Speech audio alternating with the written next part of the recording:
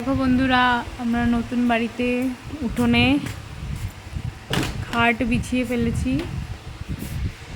এই এই অমৃতা অমৃতা অন্ধকারে দেখা যাচ্ছে না। এবার আমরা ঘুমাবো। আমাদের এই খাটিয়াতেই সব কিছু, বেড দরকার নেই।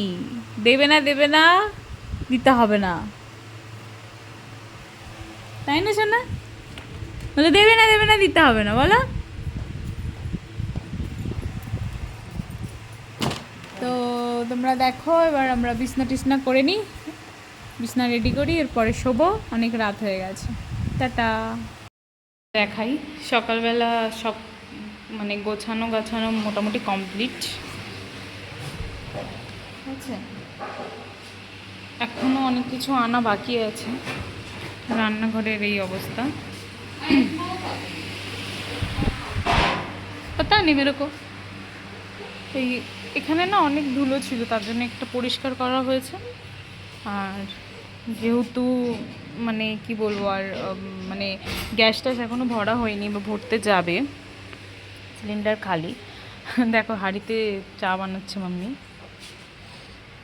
ঘুটে নিয়ে এসছে। तंदूर रोटी है ना, तंदूर रोटी दो, तंदूर रोटी। मम्मी रोटी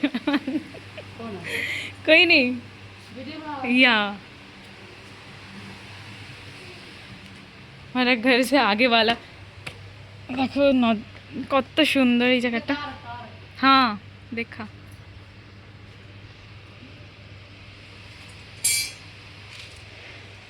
এখন যেরকম সেরকম আমাদের চলতে হবে, মানিয়ে গুছিয়ে। তোমরা একটু পাশে থাকো, তোমরা পাশে থাকলে আর কিছু লাগবে না।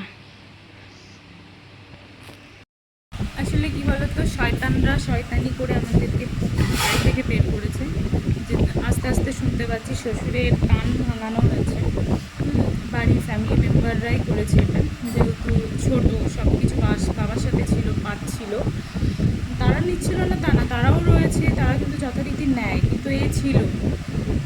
সেহেতু বাবার কান ভাঙিয়ে আমাদের বাড়ি থেকে বের করে দিল। এখন শ্বশুর চাইছে আমি ওখানে যাক, আমরা দুজন এখানেই পড়ে থাকি, এরকমভাবে থাকি। ওনারও তো ছেলে, উনি কী করে যাবে? উনিও আমাদের সাথে থাকবে।